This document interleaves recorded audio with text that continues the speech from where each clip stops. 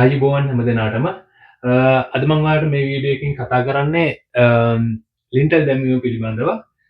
ඉතින් මම මේ කරගෙන යන වීඩියෝ මාලාවේ මේ ගෙට අදාළව ලින්ටල් ටික දාගන්න එක ගැන තමයි මම කතා කරන්නේ. කොච්චර බඩු ප්‍රමාණයක් යනවද සහ ඒකට වැය වෙන සම්පූර්ණ මුදල සහ අන්තිමේදී තික්කඩියකට කොච්චර යනවද කියන මුදලත් මම මේකදී ඔයගලන්ට පෙන්නනවා. ඉතින් මෙතෙන්දි මම එක ලින්ටල් වර්ගයක් ගැන නෙමෙයි ලින්ටල් වර්ග 3ක් ගැන කතා කරනවා.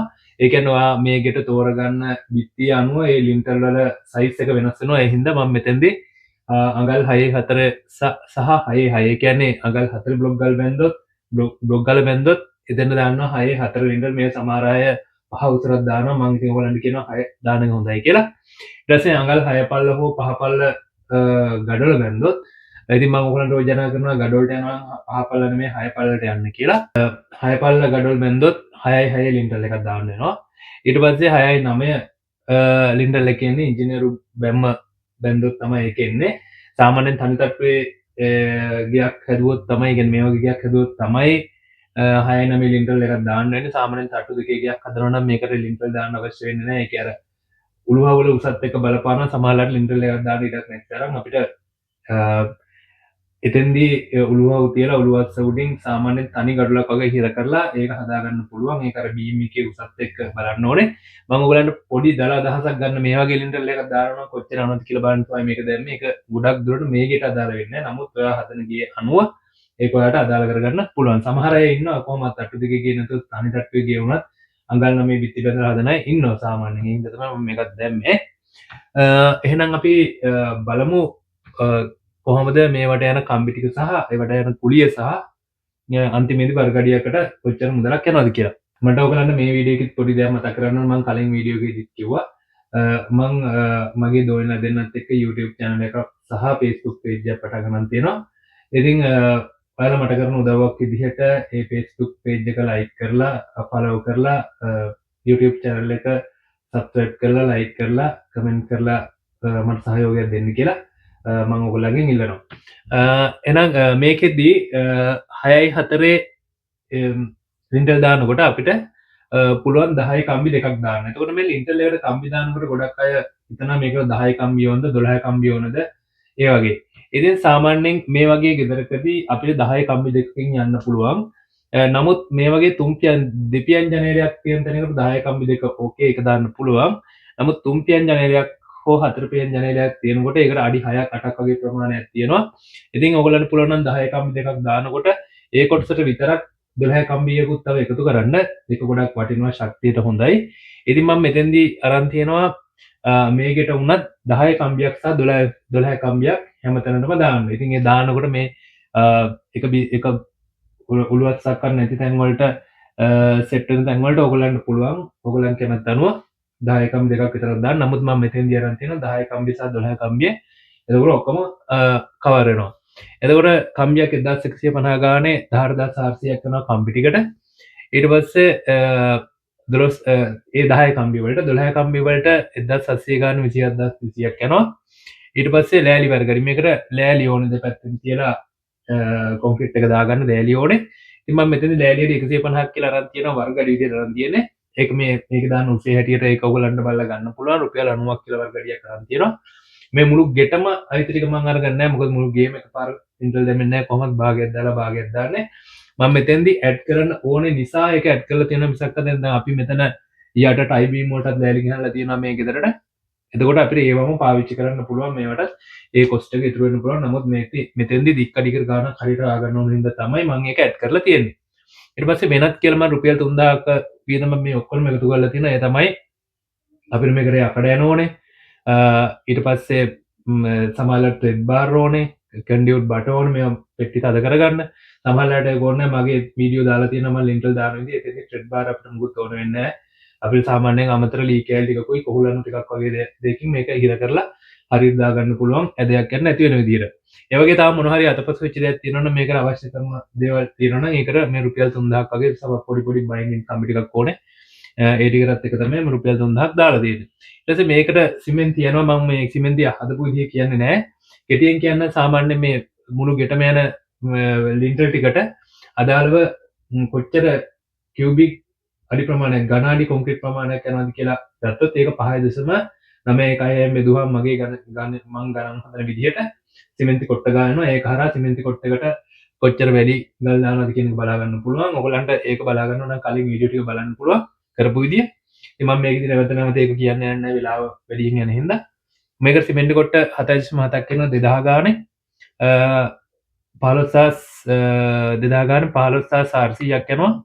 ඊට පස්සේ වැඩි යනවා කියුබ් 0.2 එකක් ඒකට 30000 ගානේ 6300ක් යනවා.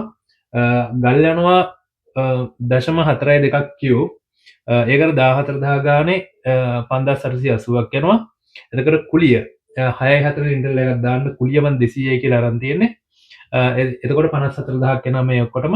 එතකොට මේ ඔක්කොගේම එකතුව බඩු සහ කුලිය 1,43,680ක් වෙනවා.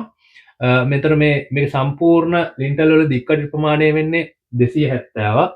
මේ ගාන 270න් බෙදුවාම දික්කඩියකට 532ක් කියලා එනවා. එතකොට 6.4 ලින්ටල් එකක් දාන්න රුපියල් 532ක් යනවා එක දික්කඩියකට. එතකොට මේකෙදි මම තව ඕගලන්ට යෝජනා කරා කලින් වීඩියෝ එකේදී මේ මුළු වලින් මේ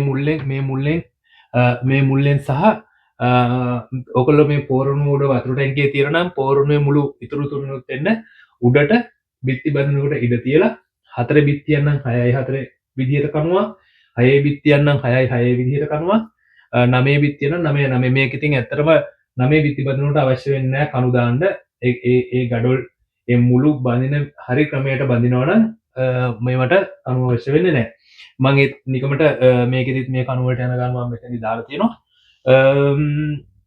එතකොට මෙතෙන්දි මේ මෙතන කනුව මෙතන කනුව මේ පෝර්ණයේ උඩටම අඩි 15ක් විතර ඒ කනුව යනවා මේ අඩි 11මාරක් විතර යනවා ඒ ඔක්කොම එකතු කරාට පස්සේ අඩි 100ක් විතර එනවා මේකේ කණු ප්‍රමාණය එතකොට ඔයගොල්ලෝ ඒකත් දාන්න කැමති නම් ඔයාගේ බාසුන් හැත්ගේ ඒ අදහස් අනුව මම යෝජනා කරන හැම දාන්න පුළුවන් නම් හොඳයි කියලා ඒ කණු ටිකට එතකොට අඩිය දැන් අපි මෙතනින් බැලුවා අඩියකට ලින්ටල් අඩියකට කීයද දෙන්නේ කියලා ඒ වගේම බඩු ප්‍රමාණයක් සහ ඒ වගේම කුලියක් තමයි යන්නේ එතකොට 532 ගානේ ඒ දික්කඩි 100ට කණු දික්කඩි 100ට 53200ක් යනවා. එතකොට මේ 6 කණුවටත් එහෙම ඒ කියන්නේ මේ කියන්නේ ගඩොල් බැම්මක් බැන්දොත් 6 පල්ල. එතෙන්දිත් මේ කම්බි දාන්නේ ඒ විදිහටමයි 10යි 12යි ඒ කම්බි දෙකක් දානවා. ලෑලිත් ඒ ගානමයි එන්නේ. ඊටු අමතර වේදනුත් ඒ ගානමයි එන්නේ. මෙතෙන්දි අර මේ බීමේගේ ප්‍රමාණය මේකට වැඩිය ලොකු වෙන හින්දා ඒක සිමෙන්ති වැඩිපුර යනවා. සිමෙන්ති 11.4ක් යනවා මෙතන 20800ක් යනවා වැලි යනවා 0.3ක් කියු ගල් යනවා 0.63ක් කියු ඒවට අදාළව මම මේ මිල දාලා තියෙනවා දැන් මම මේකෙත් ඔයගලන්ට නැවතත් මතක් කරනවා මේ මිල මෙහෙම දාලා වැඩි කරලා අරන් තියෙන්නේ මෙන්න මේ ගණන් වෙනස් වෙන්නේ නැහැ වැලි සිමෙන්ති යන ගාන නමුත් මේ සිමෙන්ති වල මිල වැලි වල මිල ගල් වල මිල වගේ ප්‍රදේශයට අනුව වෙනස් වෙන්න පුළුවන් මේක ඇත්තටම මම ලියලා තියෙන්නේ 2026ට අදාළව කියලා මේක 2026ට නෙමෙයි ඔයගලන්ට මේ ගණන් වෙනස් කරලා හදා ගන්න පුළුවන් නම් මේක ජීවිත කාලෙටම මෙච්චරයි ආයි වීඩියෝ ඇත්තටම කරන්න ඕනෙත් නැහැ එතකොට ඔයගලන්ට ඒ හොයාගන්න පුළුවන් ගණන් වල හැටියට මේකට ආදේශ කරලා අන්තිම ගාන ටෝටල් එක ඔයගලන්ට අරගෙන බෙදලා දික්කඩියට කොච්චර යනවද කියලා ගන්න පුළුවන් මේ බාසුන්යාගේ කුලියත් ඒ වගේ මෙතන මම 200යි කියලා මේකට දාලා තියෙනවා මේක 220යි කියලා දාලා තියෙනවා මේක 250යි කියලා දාලා තියෙනවා හොයාගන්න බාස්සන එක අඩු වෙන්න පුළුවන් වැඩි වෙන්න පුළුවන් සමාන වෙන්නත් පුළුවන් ඒකත් ඇඩ්ජස්ට් කරලා හදලා ඔයාගේ ගේ හදන්න යන ගාන ඔයාලට හරියට හදාගන්න පුළුවන්. ඒතර මෙතෙන්දි මේ ඔක්කොම ටික එකතු කරාට පස්සේ 1,62,647ක් කියලා එනවා. ඒක 270න් බෙදුවාම දික්කඩියකට ගාන 603ක් කියලා එනවා. එතකොට මෙතෙන්දිත් අර වගේම කණු තියනවාගේ බිත්ති මුළු වලට දාන කණු සහ පෝරණේ හතර වටියට දාන කණු අර වතුර ටැංකියේ තියෙන තැනට ඒ ටිකත් එක ගත්තට පස්සේ ඒ ටිකට යනවා 60300ක්. ඊට පස්සේ මේකත් ඒ විදිහමයි මෙතෙන්දි 9 12 බීම් එකට මම වෙනස් කරලා තියෙන්නේ 10 කම්බිය 12 කම්බිය දාපු එකට අමතරව කෙලින්ම 12 කම්බි දෙකක්ම දාලා තියෙනවා ඒ බීම් එකට මොකද බීම් එකත් බරයි ඒ හින්දා 12 කම්බි දෙක අනිවාර්යෙන් දාන්න ඕනේ මේ බීම් එකට ඉතින් මේ ඉතුරු වියදම් ටික ඔක්කොම සමානයි මේකෙදි සිමෙන්ති වැඩි වෙනවා ගල් වැඩි වෙනවා වැලි වැඩි වෙනවා ඒ ටික එකතු වෙලා ආවට පස්සේ සම්පූර්ණයෙන් 2,157ක් යනවා මුදල සම්පූර්ණ ලින්ටල් ටිකට දික්කඩ 270ට ඒක 270න් බෙදුවාම 741ක් එනවා දික්කඩියකට ඉතින් කණුත් දානවා නම් ඒ විදිහට ඒ කණු අඩි 100ට 74100ක් යනවා. ඉතින් මෙතෙන්දී මේ ගෙට විතරක් අදාළව මේ තියෙනවා මෙතන බේස් කණු දෙකක් කණු දෙකක් තියෙනවා පැරන්ඩ් එකට. ඉතින් මේක අඩු මුදලින් කරනවා නම් අපිට පුළුවන් හොඳ ශක්තිමත් හදපු කණු දෙකක්. ඒ කියන්නේ රුපියල් 5000 ඉඳන් ඉහළට වගේ මං හිතන්නේ දැන් තියෙනවා ලංකාවේ. එහෙම කණු දෙකක් තියාගන්නත් පුළුවන්. ඕගොල්ලන්ට ශක්තිය ටිකක් බලලා ඒක තියාගන්න ඕනේ. අර ටයි බීම් දානකොට ඒක හිතලා ඒවට ඉඳ තියාගෙන තියලා ඒ කණු දාගන්න පුළුවන්. එහෙම නැතිනම් අපි මේක බේස් එකක් දාලා 10 කම්බි 4ක් දාලා කූඩුවක් බැඳලා දෙකමාර බේස් එකක් දාලා උඩට එනවා නම් ඒ වල යන බඩු සහ කොන්ක්‍රීට් වලට ඒ ඔක්කොම කුලිය එකකට 21000ක් විතර යනවා. ඒ කණු දෙකට 42000ක් වෙනවා. ඒකෙන් තමන්ගේ හැමත් අනුව තීරණය කරන්න පුළුවන් එහෙම එකක් කරනවද නැත්නම් කඩෙන් කණුවක් ගෙන තියාගන්නවද කියලා. මෙතෙන්දි මම මේක විස්තර කරන්නේ නැත්තේ මොකද මම ඉස්සරහට දැන් බේස් කණු වෙන 3 බේස් 4 බේස් 12 කම්බි දාලා තට්ටු දෙකක ගෙදරකට අදාළව යන සියලුම දේවල් ටික කරනවා. ඉතින් එතෙන්දි බේස් කණු ගැන කතා කරන ඉඳන් මම මෙතෙන්දි ඒ ගැන කතා කරගෙන ටෝටල් එක විතර මෙතෙන්දි දැම්මා. ඊට පස්සේ මේ ගෙට අදාළව සහ මේ වගේ පොඩි ගෙයකට අදාළව තව තියෙනවා කොන්ක්‍රීට් වැඩ ටික. ඒ තමයි මේ කිචන් එකේ තියෙන මේ ලෑල්ල.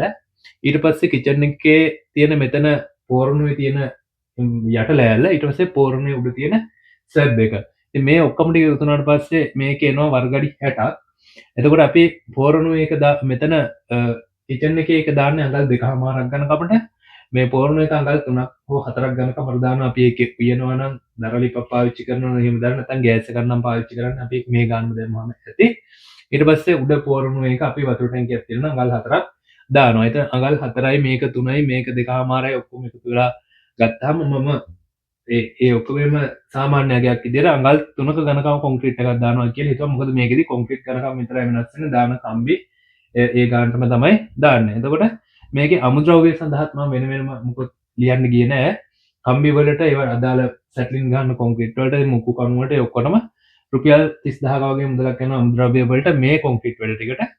ඊට පස්සේ ඒකට කුලිය රුපියල් 20000ක් වෙනවා මේ ලෑල්ලටයි මේ දාන ලෑල්ලටයි උඩ ලෑල්ලටයි. ඒ ටික එකතු කරාම ඒකට රුපියල් 50000ක් එනවා. එතකොට දැන් ඕගොල්ලන්ට පැහැදිලි මේ ගෙදර බිත්ති බඳින වෙලාවට ඒකත් එක්ක යන්න ඕනේ. අපි කලින් කොන්ක්‍රීට් ටයි බීම් කරා බිත්ති බඳින වෙලාවට යන කොන්ක්‍රීට් වැඩ ටිකට අපිට මෙන්න මෙච්චර මුදලක් යනවා. ඒ කියන්නේ බ්ලොක් ගල් බඳිනවා නම් ඔයාට යනවා 143680ක් සම්පූර්ණ ගාන. ඔයා කණු ටිකක් දානවනම් ඒක වැදගත් වෙනවා දාන එක. බ්ලොක් ගල් වලින් මම ඔයගලන්ට කියන අනිවාර්යයෙන්ම දාන්න කියලා. ගඩොල් වලදී කෙසේ වෙතත් එතෙන්ටත් 53200ක් යනවා. ඉතින් මේ ටික විතරක් බෙදලා ගත්තොත් අඩියකට 532ක් එනවා. ඒ ගානම තමයි එන්නේ කණුවටත්. ඉතින් මේ ගෙට අදාළව ගන්නකොට මෙන්න මේ ගානයි මේ ගානයි දෙකම එකතු කරලා ගන්න ඕනේ. ඉතින් ගඩොල් වලින් යනකොටත් මේ විදියයි මේකෙන් යනකොටත් මේ විදියයි. ඉතින් මේ වීඩියෝ එකේ මොනවා හරි ප්‍රශ්නයක් තියෙනවා නම් ඔයගොල්ලෝ කමෙන්ට් එකක් දාන්න. මම කියන්නම් ඔයගොල්ලන්ට අලුතෙන් පැහැදිලි කරන්නම් මම ඒක කොහොමද කියලා. එහෙනම් දැන් අපි මේ ගෙදර අතිවාරම් දැම්මා, ටයි බීම් දැම්මා, පොළොව කොන්ක්‍රීට් කරා, බිත්ති බැන්දා සහ ලින්ටල් දැම්මා. ඒ අදාළ කවුන්ට් එක දැම්මා. දැන් අපිට තියෙන ඊළඟට වහල ගහන්න. එහෙනම් අපි ඊළඟ වීඩියෝ එකෙන් හමු වෙමු වහල ගහන විදි කීපයකින්. ඒ කියන්නේ සාමාන්‍යයෙන් ගමේ ගොඩේ අපිට හොයාගන්න පුළුවන් වල්ලි පොල්ලි ඒ වගේ ඒවා දාලා නෝමල් වහලක් ගන්න කොහොම ගහනකොට වියදම මොකද්ද? එතකොට ගාන්දිස් වගේ සාමාන්‍යයෙන් ඊට වඩා පොඩ්ඩක් උඩින් තියෙන ලීයක් දාලා නෝමල් වහලක් ගහනකොට කොහොමද? ඊට පස්සේ ගාන්දිස් වගේ ලීයක් දාලා පින්ජින් වහලක් ගහනකොට කොහොමද ෂීට් එක? ඊට පස්සේ කෙම්පස් වගේ හොඳ ලීයක් දාලා ෂීට් සීලිමක් ගහලා ඒවා ඔක්කොම පේන්ට් කරලා මේකට ගහනකොට වහලේ ගහනකොට කීයක් යනවද කියන දේවල් ටික ගැන ඊළඟ වීඩියෝ එකෙන් මම කතා කරන්න ඔයගොල්ලන්ට. ඉතින් එහෙනම් ඒ වීඩියෝ එකෙන් ඉතා ඉක්මනින් හැකි ඉක්මනින් හමු වෙමින් බලාපොරොත්තු වෙන අදට සමුගන්නම්. එහෙනම් මම නැවතත් මතක් කරනවා ගාසුන්ගේ channel එකත් තාමත් subscribe කරලා නැත්නම් subscribe කරන්න. ඒ වගේම මගේ දූලගේ තියෙන YouTube channel එක සහ Facebook page එකටත් like කරලා comment කරලා subscribe කරලා support එකක් දෙන්න. මම ඒ දෙන්නගේ ඒ channel වල සහ Facebook වල link ටික description එකේ සහ පළවෙනි comment එකේ දාන්න. එහෙනම් ඊළඟ වීඩියෝ එකකින් ඉතා ඉක්මනින් හැමෝම බලාපොරොත්තු වෙන අදට සමුගන්නම්. ඔයාලා හැමෝටම සුබ දවසක්.